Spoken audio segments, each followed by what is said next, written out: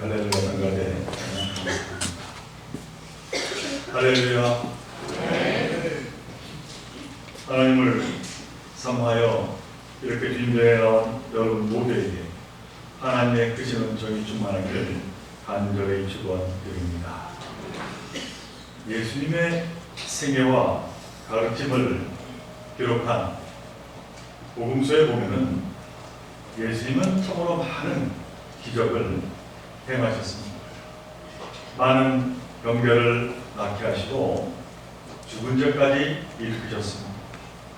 또 거친 풍랑도 잔잔하게 하시고, 특히 오늘 본문 바로 앞에 나오는 떡 5개와 물고기 2마리로 참으로 수많은 사람을 먹이신 오병이어의 기적을 이제 이루시기도 하셨습니다. 특별히 이 오병이어의 기적은 마태, 마가, 누가, 요한 네 복음서에 기록되는 만큼 참으로 중요한 기적으로 우리에게 전해지고 있습니다. 오늘 본문 요한복음 6장 15절 말씀에 보면은 사람들은 서로 이 기적을 목격한 후에 예수님을 임금으로 추대하려고 합니다. 그들이 이처럼 예수님을 임금으로 추대하려는 이유는 아마도 자신들에게 필요한 현실적인 모든 문제를 해결해 줄 수 있는 능력자로, 그래서 메시아로 모시려고 했던 것 같습니다. 그러자 예수님은 그들의 요구대로 임금이 되기를 거부하시고 산으로 피신하셨다, 이렇게 기록을 하고 있습니다. 예수님은 세상에 계시는 동안에 정말로 많은 병자를 고쳐주셨습니다. 그런데 그 병자를 고쳐주신 후에 예수님이 자주 하시는 말씀이 있었습니다. 그것은 아무에게도 이 사실을 알리지 말라라고 하는 당부의 말씀이었습니다. 그것은 단순히 예수님께서 겸손하시기 때문이 아닙니다. 여기에는 예수님의 분명한 의도가 담겨 있습니다. 그 의도란 예수님을 병을 고쳐주시는 분으로만 오해할 것을 염려하셨기 때문입니다. 예수님은 분명 하늘의 권세와 능력을 보이셨습니다. 불쌍한 자들을 긍휼히 여기시고 그들을 살리시고 고치시고 은혜를 내려주셨습니다. 그렇지만 예수님이 이 땅에 오신 목적이 단순히 어떠한 기적을 행하기 위해서가 결코 아닙니다. 다시 말하면 참으로 많은 기적을 통해서 인간적인 욕구를 해결해 주시기 위해서 예수님이 이 땅에 오시는 것이 아니라고 하는 사실입니다. 아마 만일 병 고치는 일을 통해서 우리 인간의 그 모든 그 삶을 영생의 길로 나아갈 수 있도록 그렇게 이루어갈 수 있다면 아마도 예수님은 그 일에 매진을 하셨을 것입니다.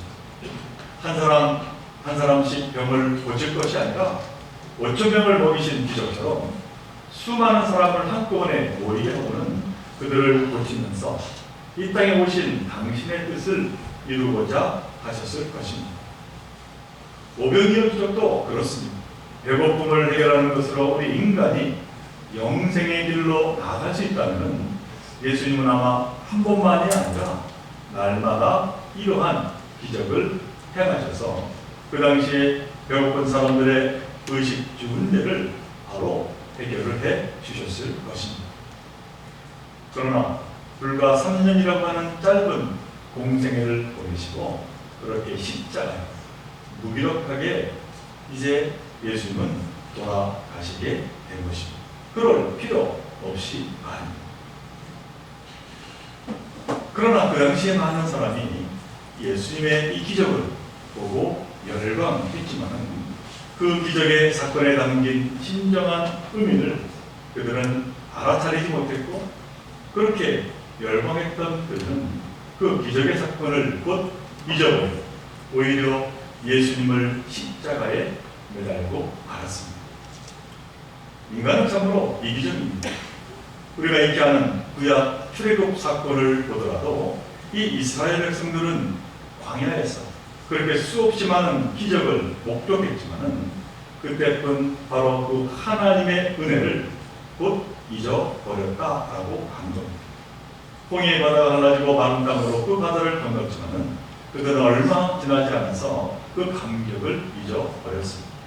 반석에서 물이 나와서 갈증을 해소했지만은 곧 잊어버렸습니다. 하늘에서 만나와 메추라기가 내렸지만은 그들은 잠시 그 기적에 환호했을 뿐 하나님의 그 은혜를 곧 잊어버리고 말았다라고 하는 사실입니다. 그래서 이제 마가복음 8장 12절의 말씀에서 예수님은 이처럼 기적을 구하는 자들을 꾸짖고 계십니다. 어찌하여 이 세대가 표적을 구하느냐. 인간의 그 참으로 이기적인 속마음을 너무나도 잘 알고 계셨다라고 하는 겁니다. 오늘 본문과 같은 내용이 기록된 마가복음 6장 45절에 보면은 예수님은 오병이어의 기적 사건으로 이 배고픔을 해결한 무리가 예수님을 임금으로 세우려고 열망하자 이제 예수님은 제자들을 재촉하여 그것을 떠나가라 하셨다고 기록하고 있습니다. 왜냐하면 그 기적의 현상이 사실은 이 제자들을 위험하게 하는 자리로 예수님은 알고 계셨기 때문입니다. 우리는 일반적으로 자기를 비난하고 자기에게 돌을 던지는 그 자리가 위험한 자리라고 생각합니다. 하지만 그 자리보다 더 위험한 자리가 있습니다. 그것은 바로 자신을 높여주고 자신을 지켜 세우는 그 찬양의 자리가 위험한 자리다라고 하는 겁니다. 칭찬은 물론 우리를 춤추게 합니다마는 우리 인간에게 있어서 과분한 칭찬은 때로 사람을 교만하게 하고 결국 망가뜨리고 마는 경우가 많이 있습니다. 오늘 본문의 상황도 이와 유사합니다. 오병이어의 기적이 일어난 그 자리는 환호와 열광의 도가니였습니다. 그 자리에서 제자들도 무척 고무되었고 덩달아 부러움의 대상이었습니다. 그러니 솔직히 그 자리를 떠나고 싶지 않았을 것입니다. 그리고 무엇보다도 예수님이 임금이 되실 분이라는 그 믿음이 더욱 확고해졌을 것입니다. 제자들은 이제 예수님이 임금이 되시면 자신들도 한 자리쯤 차지하게 될 것이라고 하는 인간적인 기대감도 점점 더 커져만 갔을 것입니다. 성경에 보면은 그것 때문에 제자들이 자기들끼리 서로 무슨 자리를 차지할 것인가, 누가 더 높은 자리에 올라갈 것인가를 다투고 있었음을 보여줍니다. 예수께 부름을 받은 제자들에게 예수님을 임금으로 섬기려고 하는 그 자리는 참으로 가슴이 뛰는 자리였다라고 하는 겁니다. 그러자 그 상황을 잘 알고 계신 주님은 그러한 제자들에게 참으로 실망스러운 명령을 하고 계십니다. 배를 타고 이곳을 떠나라. 오늘 제목이기도 합니다. 우리가 살다 보면 떠나고 싶은 자리가 있는가 하면 머물고 싶은 자리가 있습니다. 우리가 제자들 입장이라고 하면 아마 같은 심정이었을 것입니다. 제자들은 사실 그 자리에 오래도록 머물고 싶었을 것입니다. 하지만 떠나라고 하는 예수님의 말씀에 그들은 하는 수 없이 복종하고 그 자리를 떠나야 했습니다. 그런데 제자들의 그 순종은 우리에게 참으로 모범이 됩니다. 좀 더 머물면 안 되겠냐고 제자들은 예언하지 않았다라고 하는 것입니다.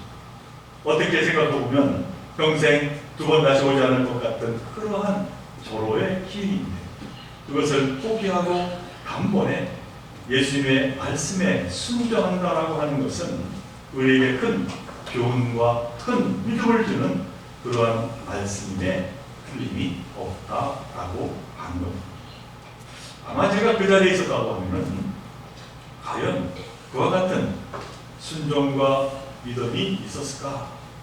오히려 어떻게 하든 예수님을 한번 설득해. 그래서 그 자리에서 참으로 임금과 같은 그 기쁨을 더 누렸을 텐데 하는 생각을 할 때인데 말입니다. 사랑하는 종교회 성도 여러분, 저와 여러분들의 믿음이 오늘 제자들과 같이 되기를 간절히 바랍니다. 아무리 내가 머물고 싶어도 주님이 가라 하시면 가고 싶어도 주님이 아니다 머물러라 하면 머무는 그 주님의 말씀에 순종하는 삶을 살아가시기를 바랍니다. 왜냐하면 예수님의 말씀은 생명의 말씀이요 복음입니다. 그 말씀에 또한 순종하는 것은 결국 나를 살리는 그 참으로 귀한 말씀이 됩니다라고 하는 사실입니다. 오늘 본문에 보니까 제자들은 예수님의 그 말씀에 순종해서 배를 타고 건너편 마을에 가게 되었습니다. 그런데 그만 예기치 않은 풍랑을 만납니다. 이 말씀도 우리 믿는 자들에게 참으로 중요한 대목이 아닐 수가 없습니다. 그러니까 제자들이 말씀에 순종해서 가는 그 길에도 풍랑이 있다라고 하는 사실입니다. 우리가 믿음으로 산다고 하더라도 때로는 원치 않는 일들로 인해서 어려움을 겪을 때가 참으로 많이 있다라고 하는 겁니다. 갈릴리 바다의 풍랑은 악명 높은 바다였습니다.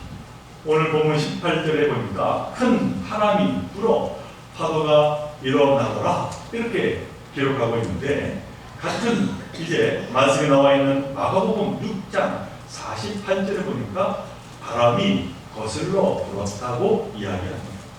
그러니까 거센 바람으로 파도가 지금 건너편 마을로 가려는 제자들의 배에 막 부딪혀 왔다라고 하는 겁니다.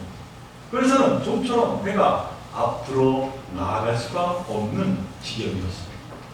주님의 제자들 가운데는 어부 출신들이 많았기 때문에 배를 잘 다룰 수 있는 그 능력을 갖추고 있었습니다. 그러나 그들은 쉽게 그럼에도 앞으로 나아가지 못했습니다. 저녁에 출발했는데 새벽이 되도록 갈릴리 바다 한 자리에서 허둥대고 있었다라고 하는 겁니다. 그러나 그럼에도 불구하고 제자들은 포기하지 않고 풍랑과 싸우고 있음을 보게 됩니다. 사실 그들은 얼마든지 가려는 것을 포기할 수 있었을 것입니다.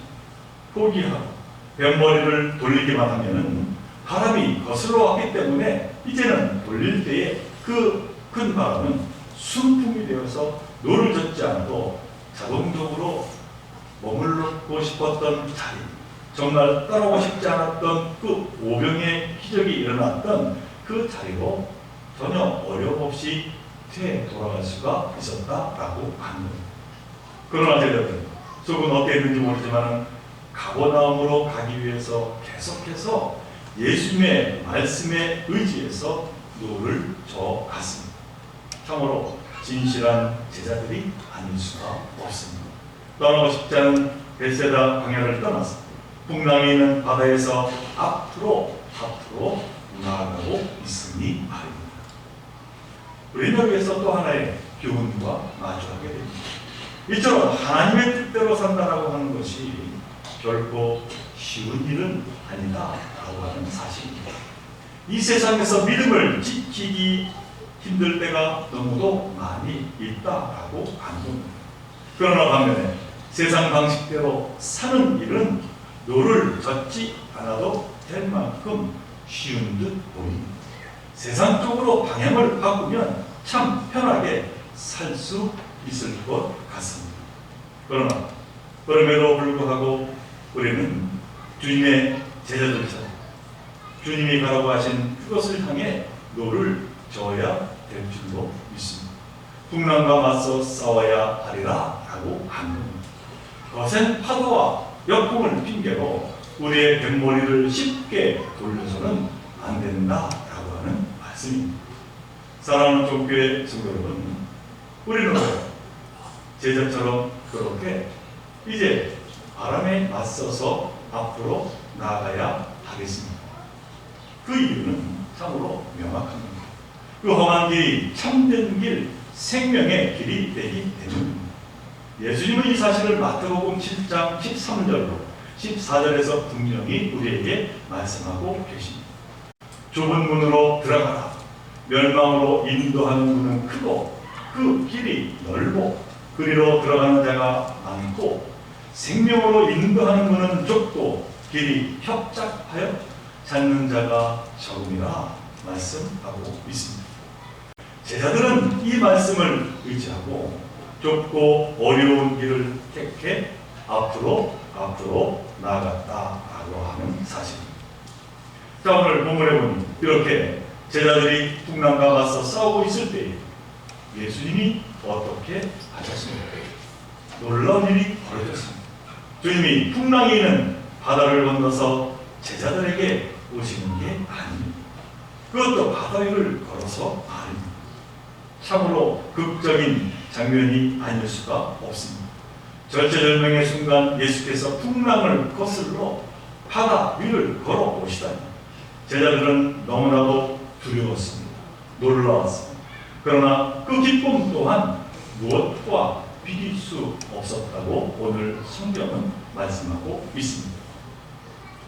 그런데 만일 제자들이 뱃머리를 돌려 벳세다 그 광야로 되돌아가게 되었다면 어떻게 되었을까 하는 생각을 해봅니다. 아마 예수님은 제자들에게 찾아오시지 않았을 것이다 하는 생각을 해봅니다. 아니, 예수님이 찾아오셨다 하더라도 제자들에게 그것은 진정한 만남이 되지 못했을 것이다 하는 생각을 해봅니다. 우리는 여기서 또 하나의 깊은 교훈을 깨닫게 됩니다. 우리가 주님의 말씀에 순종하며 살아갈 때 예상치 못한 어려운 일에 처할지라도 주님은 외면치 않으시고 함께 하신다라고 하는 사실입니다. 그리고 그 힘든 문제는 주님을 만남으로 인하여 해결되어진다라고 하는 사실입니다. 그리고 바로 그 순간 우리는 예수님을 단지 주종의 관계가 아니라 인격적으로 만나는 그 만남을 우리는 갖게 된다라고 하는 사실입니다. 이는 성경 말씀이 우리에게 일관되게 가르쳐 주시는 진리의 말씀입니다. 복음서가 기록하고 있듯이 예수님은 제자들을 택하시고 함께 길을 나섰습니다. 제자들은 예수님을 따르며 함께 먹고 마시고 잠자던 자들이었습니다. 그런데 예수님과 진정한 인격적인 만남은 바로 이 순간이었다라고 하는 겁니다. 예수님의 말씀을 지키고 순종하기 위하여 바다에서 풍랑과 싸울 때였다라고 하는 사실입니다.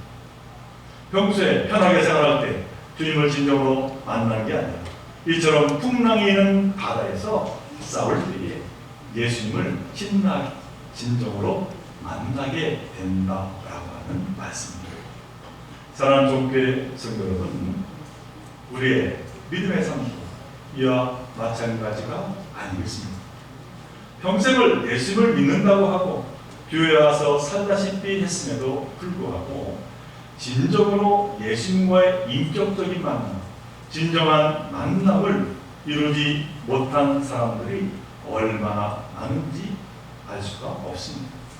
직분을 받아 열심히 봉사하기 예수님을 만난 줄 알았지만 정작 예수님을 만나지 못하고 돌아가는 사람이 얼마나 많은지 모릅니다. 아마 여러분 가운데 그런 분은 없으리라 봅니다만 혹시 저 최 목사가 좋아서 교회 오시는 분들이 계십니까? 개인적으로 참 고마운 일이지만 교회는 주 예수 그리스도를 만나기에 오는 참으로 소중한 장소임을 언제나 잊지 마시기를 바랍니다. 이 점을 우리가 잊어서는 아니겠다라고 하는 겁니다. 여기에 참 기쁨이 있고 참 소망이 있고 참 생명의 길이 되기 때문입니다. 우리가 예수님을 인격적으로 만나고 경험을 해야 바로 내 삶의 변화가 일어나고 풍랑으로 여겼던 그 모든 것들이 사실은 잔잔해지고 평화가 찾아온다라고 하는 사실입니다. 우리가 예수를 만나 주님의 팔에 안기면 내 삶의 문제는 하나하나 해결될 것이다 라고 하는 것을 믿으시기를 바랍니다. 이것이 바로 믿는 자에게 있어서 하나님의 은총이요 은혜다라고 하는 사실입니다.